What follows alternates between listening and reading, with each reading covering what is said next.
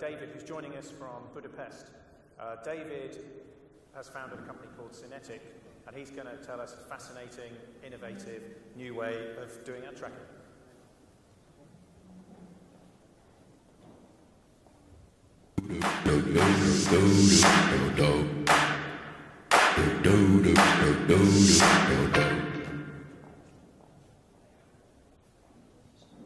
For babies, we still have the ability to express our emotions in a direct and genuine way. While growing up and socializing, we learn how to conceal, to suppress, and to control our emotions. We all know that our decisions and choices are guided by emotions, but after all these years during which we learned how to control them, it's no surprise that we cannot talk about them, articulate them, or differentiate them.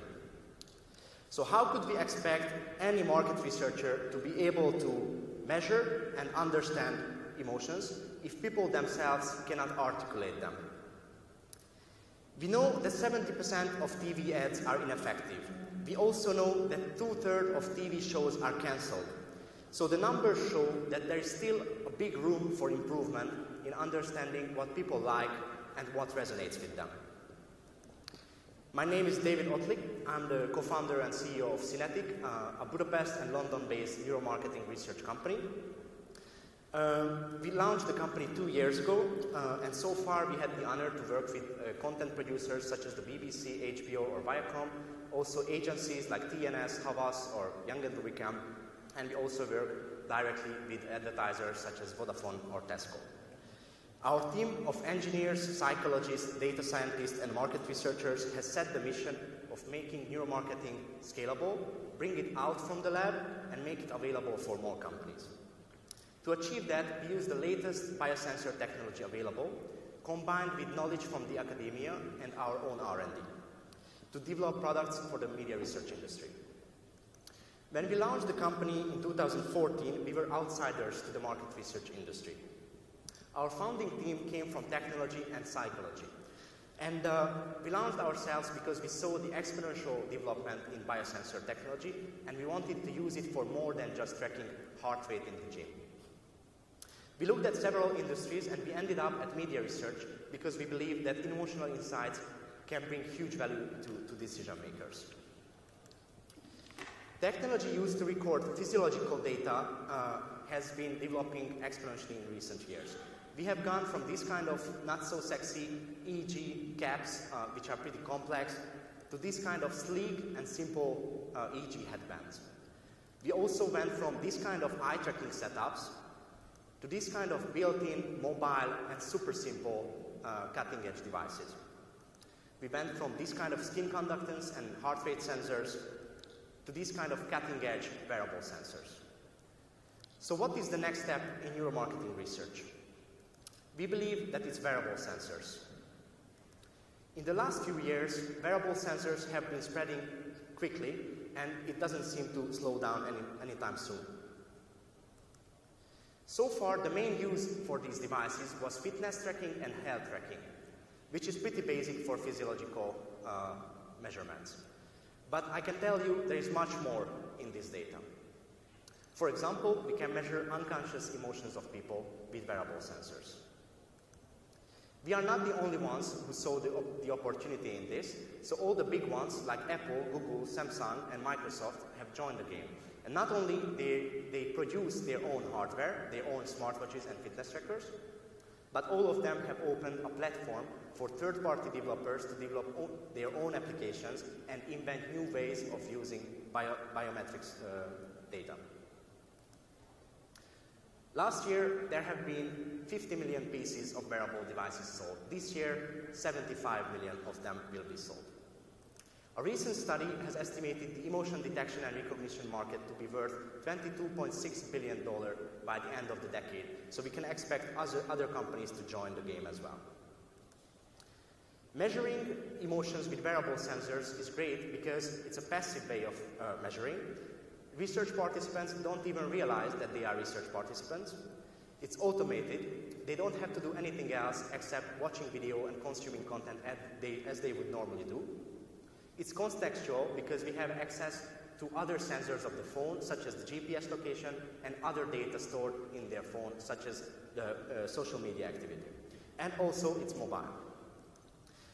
And by mobile, I mean that we can finally measure emotions in real environments and real situations, such as on the way to work on the bus or while watching a movie with your partner in your bed. And by doing this, we are finally measuring real emotions. So we can finally go from this kind of superficial and self-reported level of understanding the emotions into the unconscious and instinctual level and depth. We are finally bringing neuromarketing research out from the lab and into people's homes.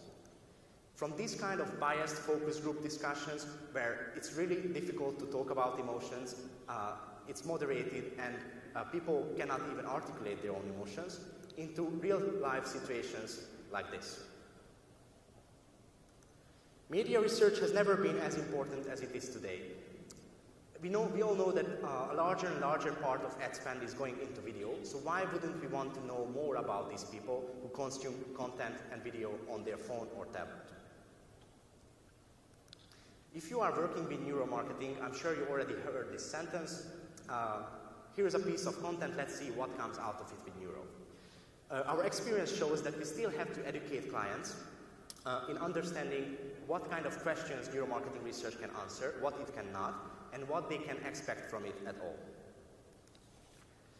The truth is that there is a lot of knowledge in the data. Yeah, it's very noisy, it's difficult to collect, it's difficult to tell people that we are not measuring their thoughts or we don't see what they are thinking, but there's a lot of knowledge in the data. The difficult is to gain insights out of the knowledge, and this is the hardest task that all neuromarketing companies are struggling with. Another thing that we have to educate our clients about is that new methodologies bring new metrics.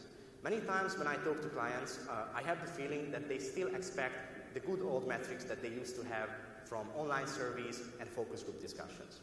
It's our duty to bring them new metrics that are relevant for their work, that are easy to understand, and that are well integrated and compatible with their previously used indicators. We always wanted to gather as much biometric data as possible, and we know that most of the video content is consumed on mobile, so we have launched an app. With this app, people can watch any kind of YouTube video on their phone or tablet while wearing any kind of smartwatch or fitness tracker that has built-in sensors. While they do this, we are collecting their physiological information with the sensors that are built in the smartwatches and the fitness tracker, such as the heart rate sensor and the skin response sensor and the skin temperature. And we are streaming data to our servers in an anonymized form where we can analyze it in real time. When they finish the video, users get immediate feedback about their own reactions, which they can share and compare to others.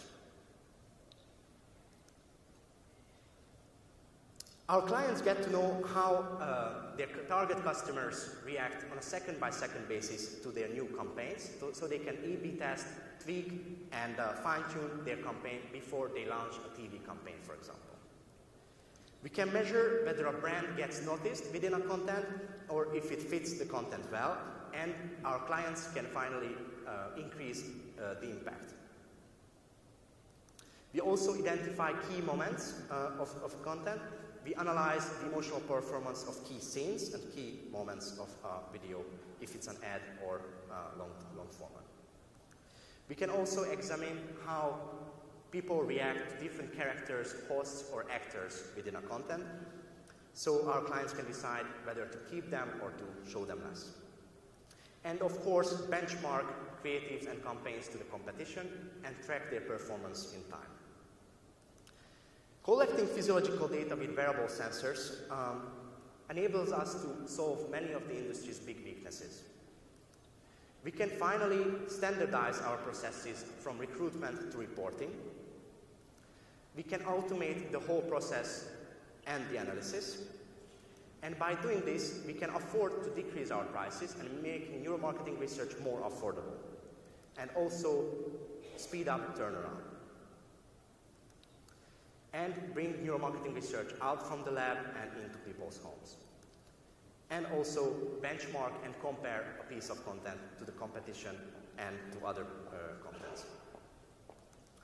And ultimately, as more and more data is gathered by us and other neuromarketing companies with the help of wearable sensors, these companies will be more confident in giving stronger and more daring insights.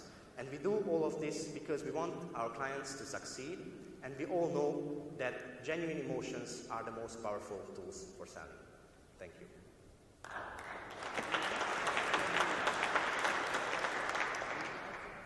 Thank you, David. So a lot to take in there. Any immediate questions? One here down at the front. We'll probably just take two questions in total, so then one more there. Thank you. I am Istvan Hainal, GFK, Belgium. But as you are a Hungarian, I guess that I have to pronounce it in the Hungarian way, so that would be István Hainal. In the beginning of your presentation, you mentioned scalability.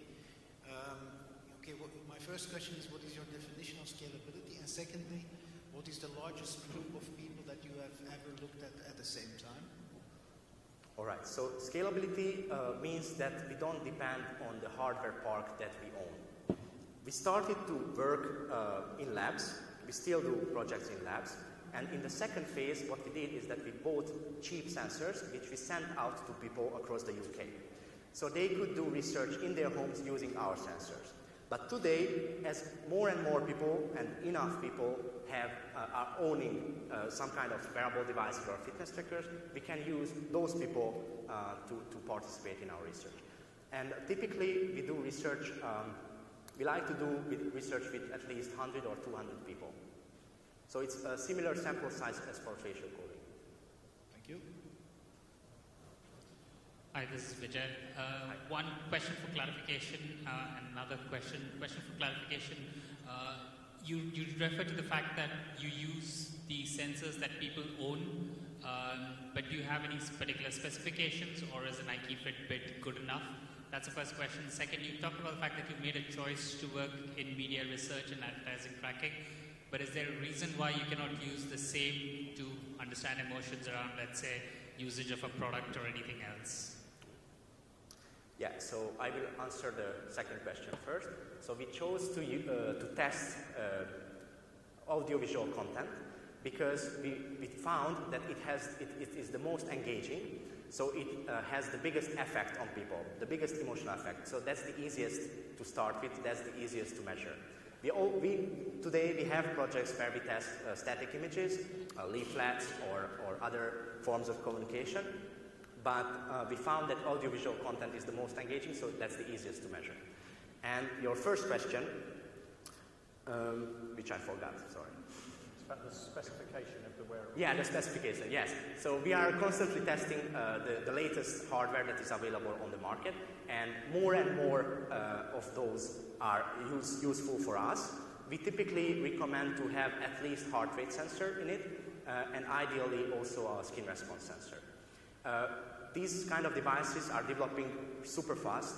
This is the Microsoft Band 2. In the first version, it didn't have skin response. In the second version, it has already skin response sensor, and we can access the raw data. This is what we do in the case of all the sensors.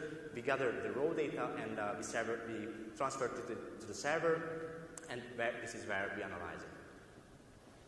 Thank you. Maybe a last one. Hi, my name is Sandra. I had a look on your website before coming here. I see that you, and you said it yourself just now, that you do take EEG data as well. I take it you can't scale up and send out 100 EEG headsets, right? Yes, so you're totally right. We use EEG for our lab measurements, not for our home measurements. So for home measurements, we use wearable sensors, either the ones that we send out or either the ones that people own. But we still have lab measurements as well. It's a transition phase. So a fascinating topic there from David. Of course, find him over the coffee, ask him questions, grill him, etc. Big thanks to David. Thank you. Thank you. So we're breaking for coffee now. Finally, big thanks for all the Insight Innovation Competition finalists and the judges and everyone who's put that effort in. Big thanks to David. Big thanks to Anwar. enjoy the coffee, and let's have a great time. Stop.